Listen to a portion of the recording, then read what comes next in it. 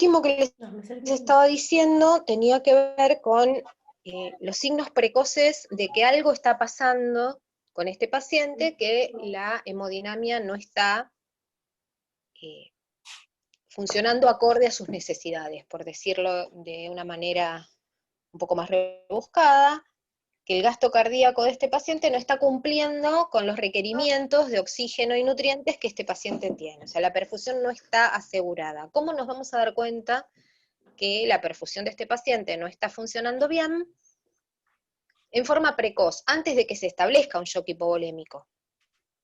Porque sabemos que los sangrados son la segunda causa de eventos adversos graves después de los problemas de la vía aérea. Entonces, todo esto que estuvimos viendo hasta hace un ratito, va todo en función de prevenir o detectar rápidamente problemas de la circulación.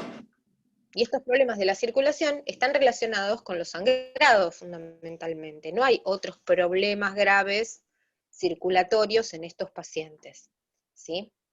O por lo menos no en función de la casuística, de la frecuencia de aparición. Entonces, en nuestra cabeza están los problemas de la vía aérea y respiratorios y los problemas de sangrados, ¿sí? ¿Cómo me voy a dar cuenta o cómo voy a poder sospechar que este paciente está sangrando? A lo mejor no tengo nada para ver desde afuera. No tengo un drenaje que se me llenó de sangre, no tengo una herida quirúrgica que manchó las gasas o se abrió, o hizo una dehiscencia de la herida. Busquen el concepto de dehiscencia de la herida, ¿sí?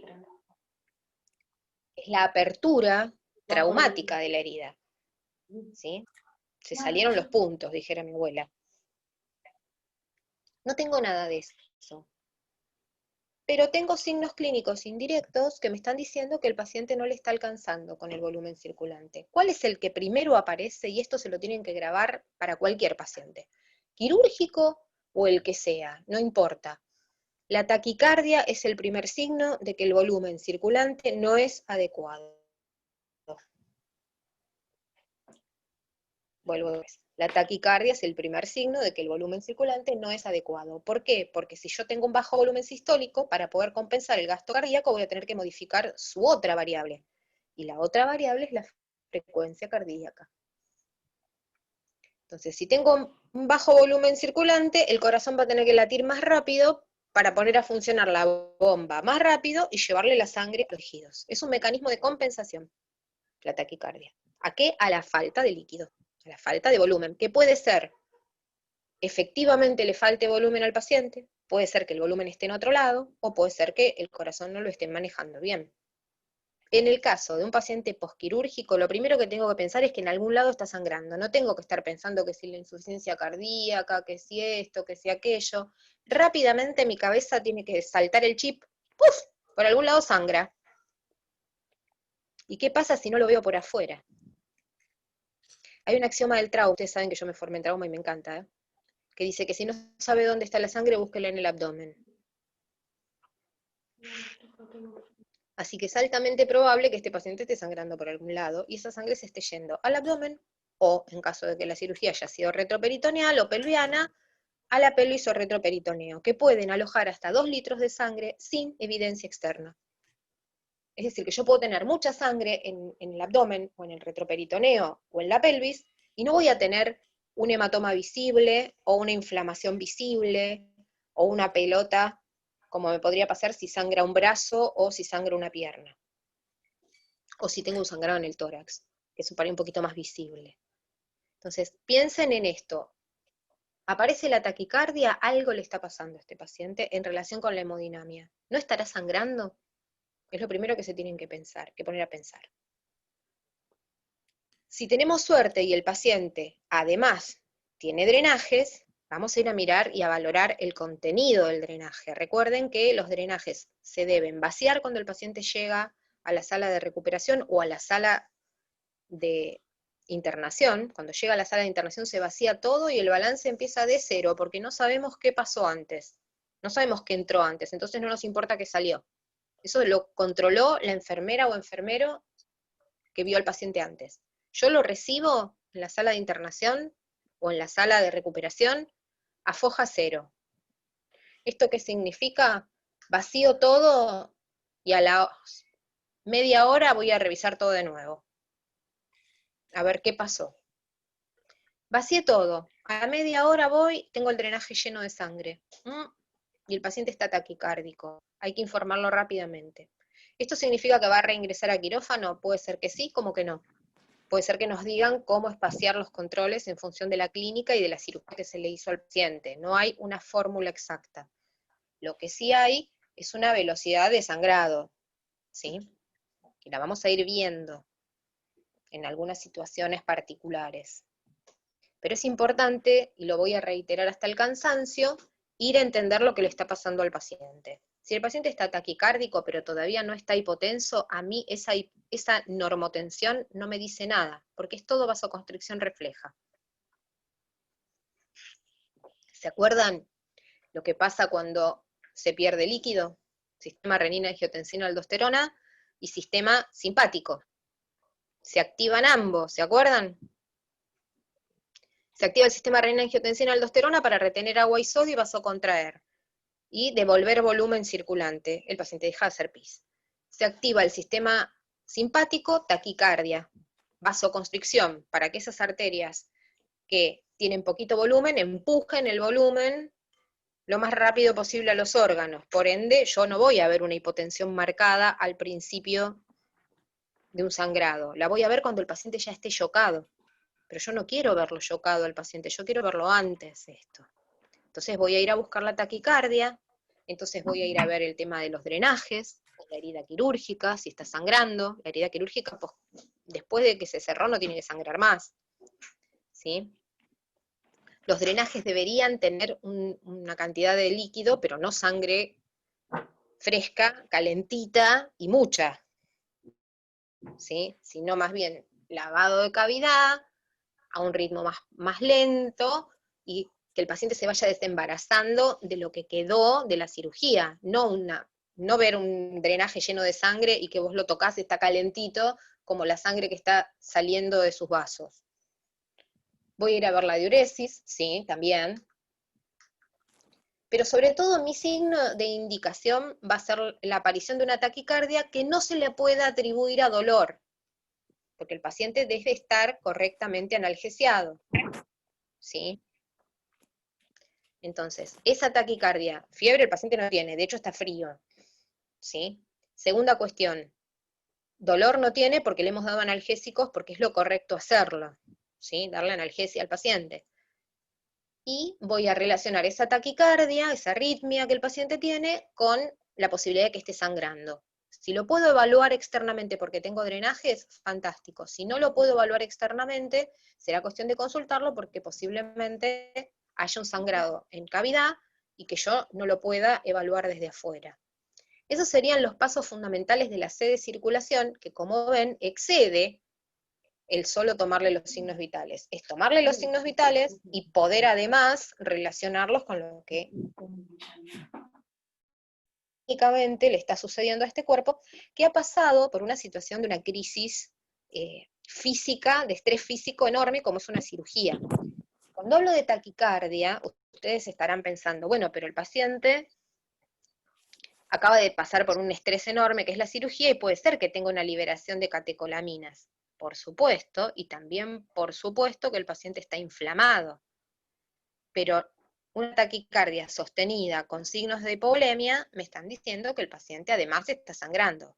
Un poquito de elevación de la frecuencia cardíaca me puede decir que el paciente está en estrés postquirúrgico, digamos. Recuerden, además, que las drogas que ustedes le dan al paciente durante toda la cirugía, o que les da el anestesiólogo durante toda la cirugía, bajan la frecuencia cardíaca, no la aumentan. Por ende, estamos con un paciente que está frío, que está sedado o analgesiado profundamente, ¿sí? Y es difícil que la taquicardia la haga en este momento de su evolución debido a una respuesta inflamatoria.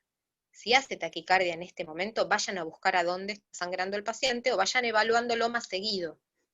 No es para salir corriendo a llevarlo al quirófano, agarrarlo a UPA y llevárselo al quirófano. Quiero que entiendan que es importante controlar esto en un contexto, ¿sí? Porque si el paciente se está despertando y refiere dolor, la taquicardia es por dolor. Relacionen, es lo que yo les voy a pedir cuando ustedes estén sentados delante mío en el final, relacionen. Por eso tienen que ir a buscar más de lo que yo les doy en estas clases para tener fundamento científico, porque yo no les voy a pedir la definición de taquicardia, yo les voy a decir, si el paciente está en estas condiciones, ¿qué decisiones tomarías? ¿Qué te parece que le está pasando y qué harías? Entonces ustedes me van a decir, voy a controlar esto, esto y esto, por esto, por esto y por esto, porque voy a ir a buscar tal y cosa que podría estar pasando, porque... Y ahí vienen con todo el bagaje de la bibliografía leída diciéndome por qué irían a buscar sangrado, por ejemplo, con sus palabras elaborado por ustedes, pero con la fundamentación científica en la mano. Así sencillo como hablamos en clase, pero con el peso de que esto que yo les estoy diciendo implica un montón de lectura. Para hacerlo sencillo hay que haberlo leído mucho. Bueno, ustedes ahora para hacer su examen y para después dar su final van a tener que leer mucho también. Y ahora lo que les traje, ahí está. Esto es algo que yo les había pasado por el WhatsApp, que me gustaron mucho esas fichas que encontré, porque realmente, acá se ve medio borroso, pero en las fichitas que yo les mandé al grupo de WhatsApp se ve mejor, para que vayan relacionando un montón de cosas que ustedes están viendo en este cuadrito con las pérdidas de sangre de un paciente hipotético. Fíjense detalles importantes a tener en cuenta. Cuando el paciente perdió casi 1 litro de sangre, que es un 15% de su volemia, ¿sí? Recuerden que la volemia más o menos es el 8% del peso corporal, ¿sí? Entre 4 litros y medio y 5 litros y medio de sangre, ¿sí? En un adulto promedio. Si ustedes perdieron hasta el 15% de esa sangre, no tienen signos clínicos de hipotensión. Fíjense, la cardíaca está cercana a 100, que en un paciente quirúrgico 100 es un número importante, porque pensemos que estuvo bajo anestesia hasta hace un ratito, y la idea es que no esté cerca de 100. Lo normal es que se nos aparezca un poquito más bradicárdico. ¿Alguien tiene el micrófono abierto, chicos?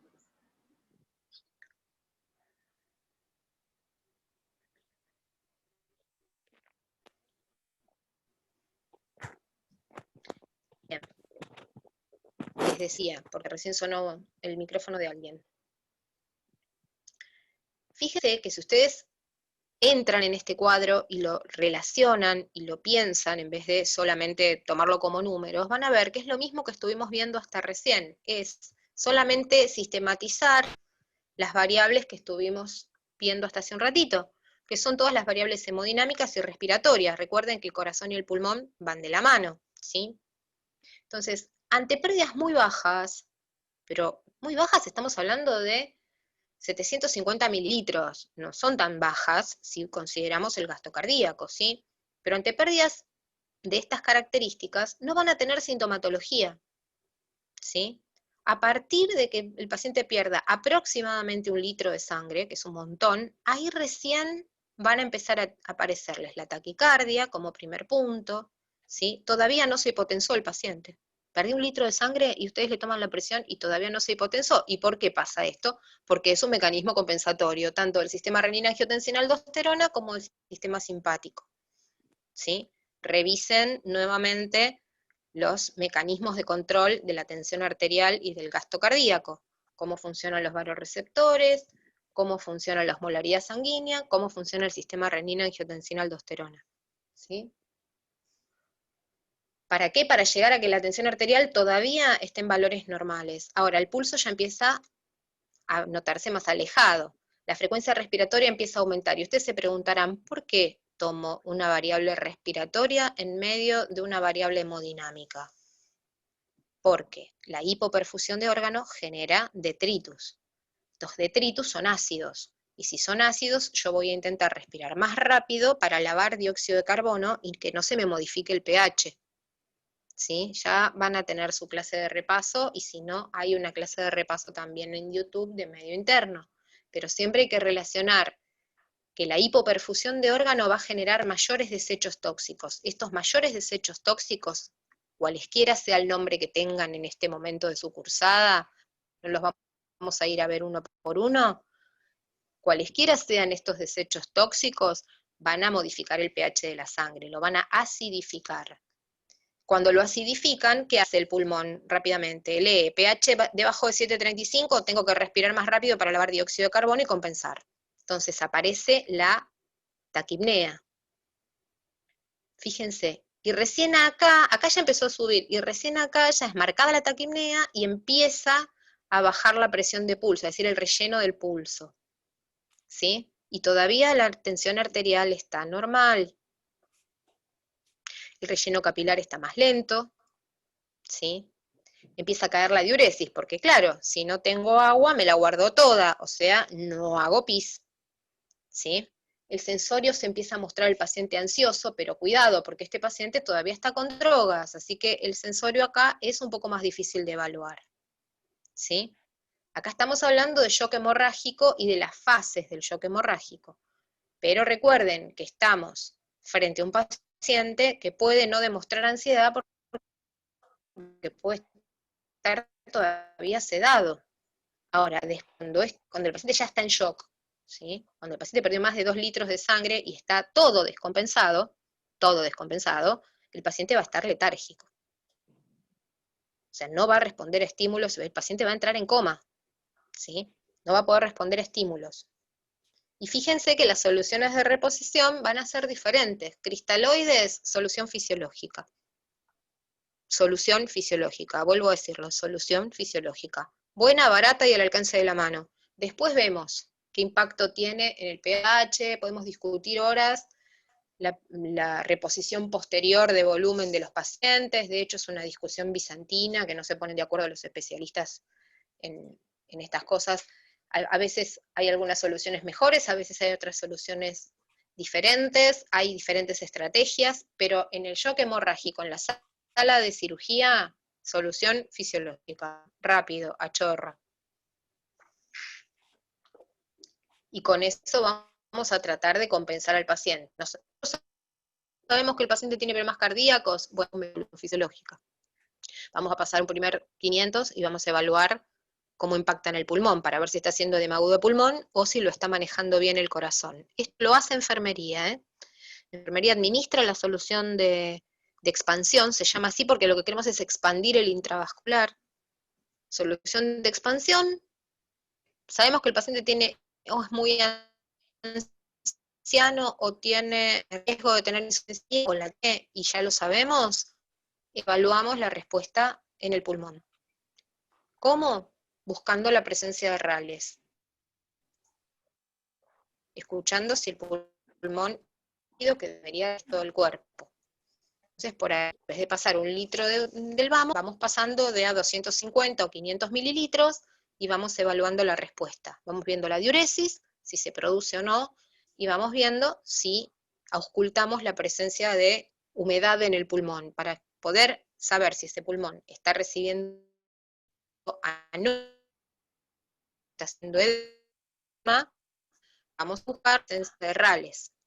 Si los rales, que son ruidos húmedos, ahí vamos a tener que consultar la pertinencia de dejar de expandir al paciente y tomar otras decisiones que no van a ser nuestras, van a ser decisiones que va a tomar en el caso el médico que esté a cargo, médica que está en la ¿sí? Lo primero que tienen que tener ustedes siempre a mano es una solución fisiológica purgada, lista para ser infundida en un paciente que sospechan que está en esta fase y que no queremos que pase de acá, hasta que se tomen las decisiones quirúrgicas necesarias para evitar que siga sangrando, porque por más que yo le ponga más líquido, si el paciente sigue sangrando va a llegar acá. Pero cuando llega acá, el precio lo pagan los órganos, ¿eh? Este paciente tiene altas probabilidades de morirse. Si yo lo agarro acá y logro que hasta que se tome una decisión quirúrgica, el paciente no pierda más de 1,5 litros de su sangre, y yo no tenga que empezar a pasarle hemoderivados, que no le impacte en el sistema nervioso central, que no le impacte en el riñón, que está hipoperfuso en este momento, yo voy a lograr que salga de esta situación con su resolución quirúrgica sin secuelas. Si el paciente llega acá, los órganos van a pagar el precio. El primero que lo va a pagar es el riñón, que puede ser que el paciente sobreviva al shock con una insuficiencia renal, por ejemplo, o con un infarto, o con una ACV, o con una falla orgánica multisistémica y se muera 5 días después en terapia intensiva, porque no tuvo una correcta perfusión de órganos. ¿Qué nos importa a nosotros? Nos importa esta fase, en esta etapa de su formación, para evitar llegar a esto, o por lo menos, no quiero ser tan omnipotente, evitar dependa de que nosotros no pudimos observarlo a tiempo, porque tampoco somos Mandrake como para pensar que nosotros le vamos a salvar la vida al paciente. Pero si nosotros estamos atentos a estos controles, a estas variables, que son poquitas, pero son recontra útiles, ahí vamos a poder decir el paciente tiene mejores probabilidades de sobrevivir y de sobrevivir sin secuelas si se instaló un efecto adverso, un evento adverso postquirúrgico como es el sangrado. Mira si la gata me deja, a ver. Ahí está. Bien, ahora nos vamos a ir a la D de disability o de deterioro neurológico. ¿Y qué voy a hacer con este paciente? Y por ejemplo puedo utilizar la escala de Glasgow para valorarlo. ¿Con qué recaudos? ¿Con qué recaudos voy a usar la escala de Glasgow? Ustedes se acordarán de Adultos 1, que yo les dije que la escala de Glasgow se usa para medir nivel de coma, o la probabilidad de entrar en coma, establecer un número que me diga dónde puedo estratificar un paciente. Pero también les dije que para poder hacer la escala de Glasgow necesito que el paciente esté compensado. Es decir, que cualquier falla que el paciente tenga en la escala de coma se deba central y no, por ejemplo, a una hipoperfusión o a una hipoglucemia o a la sedación. Entonces, ¿ustedes le harían la escala de coma de Glasgow a un paciente que acaba de salir de quirófano? No, porque yo no sé qué drogas, qué vida media tienen las drogas, o sea, sí lo puedo saber, digamos, pero cuando recién salen, no sé si no le dieron recién una benzodiazepina, o fentanilo o morfina para el dolor, y esas drogas alteran el estado de conciencia. Van a alterar la respuesta en la escala de coma. ¿Cuándo le voy a hacer la escala de Glasgow al paciente? Cuando yo ya lo tenga compensado. El paciente va a estar normoglucémico, va a estar sin drogas que le alteren el estado de conciencia, o sea, se haya desembarazado de esas drogas, y para esto voy a tener que saber cuál es la vida media de estas drogas y cuánto demoran el paciente a desembarazarse de ellas, considerando que si el paciente tiene cualquier falla sistémica o es obeso, va a demorar más en desembarazarse de estas drogas. Voy a tener que estar segura que está normoglucémico, por ende voy a tener que pincharle el dedo y saber cuál es la glucemia del paciente. Y voy a tener que evaluar físicamente que el paciente tenga la capacidad de responder. Por ejemplo, si el paciente entró a la cirugía con una ACV, no le voy a tomar la escala de Glasgow en el lado parético, porque no va a poder mover los miembros. ¿Sí? Si el paciente tiene, no sé, es mudo, ¿sí? La respuesta verbal le voy a tener que poner al lado que el paciente, ¿sí? O el paciente entró al quirófano por un trauma grave de cráneo y tiene los ojos edematizados que no los puedo abrir. No los puede abrir espontáneamente porque tiene 2 tremendos hematomas. Bueno, voy a tener que anotar al lado no evaluable por determinada cosa. ¿Sí? Por eso abajo dice que para poder calcular la de Glasgow hay que evaluar puntuación por pasión, de nada.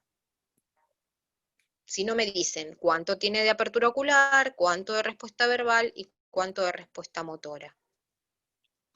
Y lo voy a poder hacer cuando el paciente esté lúcido. Entonces, ¿qué le voy a hacer para evaluar al paciente hasta que esté tan lúcido, perdón, hasta esté compensado? ¿Qué voy a hacer yo hasta que el paciente esté compensado? Y bueno, voy a controlar las pupilas, voy a controlar la respuesta, cómo va evolucionando el paciente, si yo le hablo y el paciente me responde y luego abre los ojos espontáneamente, si al principio está un poco en Narnia, tiene palabras inapropiadas, pero a la hora el paciente está un poco desorientado todavía, un poco dormido, un poco confuso, pero ya su nivel de conciencia evolucionó para mejor, ¿sí? Le pido que me apriete la mano, me aprieta la mano, hasta antes apenas si lo tocaba, retiraba, o llevaba la mano al sitio donde yo estoy estimulándolo, es decir, van a ir viendo la evolución del paciente. Estamos pensando en un paciente que acaba de salir de quirófano, pasa a la sala de recuperación, y que cuando llegue a la sala de internación general, su Glasgow tiene que estar cerquita al 15 en 15. ¿Sí? Acá tienen los tamaños pupilares para que los vayan viendo. Desde una pupila normal, más o menos entre 4 milímetros y 5 milímetros, una pupila que está miótica, ¿se acuerdan la descripción pupilar que vieron en adultos 1? Las pupilas pueden ser mióticas cuando son chiquititas y midriáticas cuando son grandes, ¿sí? Es muy frecuente que cuando si ustedes empezaran a trabajar en una sala de recuperación posanestésica, reciban un paciente con las pupilas mióticas. Los opioides, fentanilo, morfina, remifentanilo, producen pupilas mióticas, chiquititas, llamadas en cabeza de alfiler. Es un efecto secundario de la droga. Si ustedes están trabajando en ese momento, en ese servicio, o están haciendo la evaluación de un paciente para su PAE, pónganle, en ese contexto, no se asombren de encontrar una pupila pequeña. Hasta que el paciente se desembarace por completo de los opioides, la pupila no va a recuperar su tamaño habitual. Las pupilas tienen que ser reactivas a la luz por más pequeñas que sean. Es decir, que tienen que contraerse desde la contracción. Y ambas al mismo tiempo, el reflejo consensuado. Si no se acuerdan, pupilas, a repasar, valoración neurológica del paciente de adultos 1 que está en YouTube. Pupilas mióticas, pero siempre reactivas a la luz. ¿Cómo tiene que ser la reacción a la luz? Consensuada. Donde va la barca va bachicha. Se me contrae una pupila, se me tiene que contraer la del lado. Se me dilata una pupila, se me tiene que dilatar la del otro ojo. Reflejo consensuado. Entonces, reflejo a la luz, cerrar los ojos, oscurecer, abrir los ojos de golpe y someter al paciente a una luz fuerte. Para eso tenemos siempre una linternita, ¿sí? Las pupilas están un poco agrandadas, están un poco midriáticas. Bueno, se contraen y se relajan, o sea, se achican y se agrandan en función de los cambios de luz, son reactivas a la luz. El paciente ingresó a la sala de recuperación posanestésica con las pupilas mióticas reactivas, ustedes lo registraron esto, paciente con pupila miótica reactivas a la luz, simétricas, y a las 2 horas van a verlo y el paciente está más dormido y tiene una pupila de 4 milímetros y una pupila de 10,5. ¿Cómo se llama eso? Anisocoria. An es una partícula privativa que quiere decir que no están isocóricas. Anisocóricas. ¿Qué pasó? Eso es una urgencia. Y hay que rápidamente notificarlo. Porque es un signo de que algo está pasando a nivel del sistema nervioso central del paciente y está impactando en la capacidad de contraer esa pupila. Hay una pupila que está extremadamente dilatada y hay otra pupila que está siguiendo su curso habitual. Se contrae con la luz, se dilata cuando no hay luz. Esta otra está fija y está agrandada. Eso se llama anisocoria. Si son chiquitas, son mióticas. Si son grandes, son midriáticas. ¿Sí? Entonces tienen que medir el tamaño, la respuesta a la luz, que la respuesta a la luz sea simétrica y que las pupilas tengan un tamaño simétrico. Cualquiera de estas cosas que se altere hay que informarla, porque algo nos está diciendo de lo que está pasando en el sistema nervioso central de mi paciente, en su encéfalo. ¿Sí? Recuerden que los nervios que controlan el contraerse o no contraerse de las pupilas, son parte de los 12 pares craneales, nos están hablando de la actividad del cerebro más primitivo, del tronco cerebral. Por ende, cualquier alteración pupilar nos está diciendo que la falla la tenemos justamente en las estructuras más importantes del cerebro, que es el tronco, donde está el centro respiratorio. Pupilas midriáticas arrefléxicas nos están hablando de lesión de tronco, por ejemplo, que puede ser irreversible. Por supuesto que el paciente ya no estaría respirando, ¿sí? Estaría en apnea.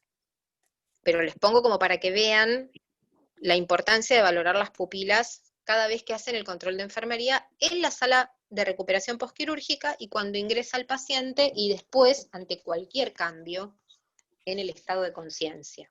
Ante cualquier cambio en el estado de conciencia de un paciente en la sala de internación general, van a la A de vía aérea. ¿Está bien? ¿Está respirando bien el paciente? ¿Tiene buenos pulsos? Listo. Lo siguiente que estoy mirando al mismo tiempo casi son las pupilas. Y me están hablando de cómo están las funciones más importantes de su encéfalo, de su cerebro, que son las funciones del tronco, donde está el centro respiratorio. ¿Por qué? Porque el tercer y sexto par, que son los que se ocupan del movimiento y la capacidad motora de ese ojo, están justamente entre los 12 pares craneales y salen del tronco encefálico. ¿Alguna pregunta con respecto a esto?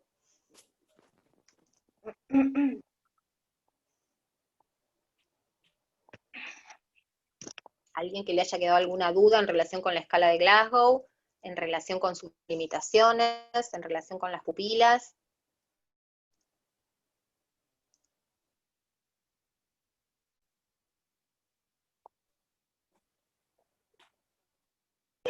Profe, Ustedes me van a decir, ¿para qué nos dicen, nos enseñan la escala de Glasgow? Sí. profe, por eso mismo se evalúa el estado ocular antes, ¿no? De la operación, para saber si no hay alguna anomalía antes.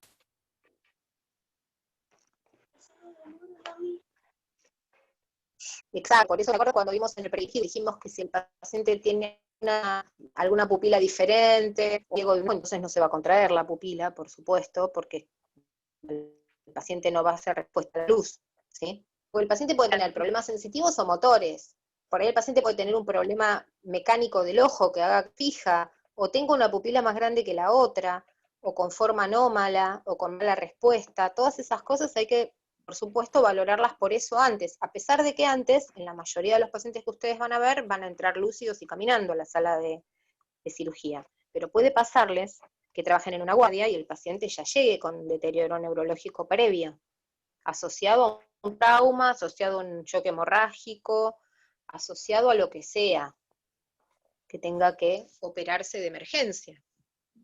Entonces, el paciente puede llegar en estado óptimo con pupilas isocóricas reactivas a la luz y simétricas, que es lo que ustedes van a poner en su evolución de enfermería, o puede ser que el paciente llegue con pupilas anisocóricas, puede ser que el paciente llegue con pupilas hiporreactivas, puede ser que el paciente llegue con pupilas mióticas porque se intoxicó con algo, legal o ilegal, y se dio un palo en el auto, y está en este momento entrando a quirófano porque tiene una fractura de pelvis, en el mejor de los casos. ¿Y por qué te tiré la linterna para la vereda y Carlita me la pasó? Hola. Hola. No sé qué, alguien dijo algo por ahí, pero no me quedó, no llegué a escucharlo bien. Les decía, hay diferentes escenarios, y al haber diferentes escenarios, también hay que tener evaluaciones previas bien exhaustivas de los pacientes. Y una de las cosas que importan son justamente las cuestiones que tienen que ver con lo neurológico. ¿Por qué? Porque todo lo que le va a pasar en el quirófano, para nosotros, es como una cosa que es una nebulosa. Entonces, si nosotros tenemos una buena evaluación previa y hacemos una buena evaluación posterior, lo que pasó en el medio lo podríamos estar como casi estimando, casi suponiendo. Si el paciente entró bien y a las 3 horas está todo mal, lo que le está pasando al paciente es derivado de su transoperatorio, no es previo. Ahora cuando se vuelva a cortar, nos volvemos a conectar. Y vamos a empezar con lo último que vamos a ver hoy, que es drenajes. Sí, entiendo, ahora sí, más o menos estoy entendiendo. Acá en el posquirúrgico es a donde vamos viendo qué importante que es tener una buena enfermería que haga buenos registros prequirúrgicos. Aunque no seamos nosotros, o por ahí a ustedes les toca trabajar en un área donde reciben pacientes nada más. Pero si ustedes tienen una buena información previa, y si les toca ser los que emiten esa información, si ustedes son exhaustivos, y fíjense que si uno tiene una listita de chequeo de esto lo hace rápido, ¿no?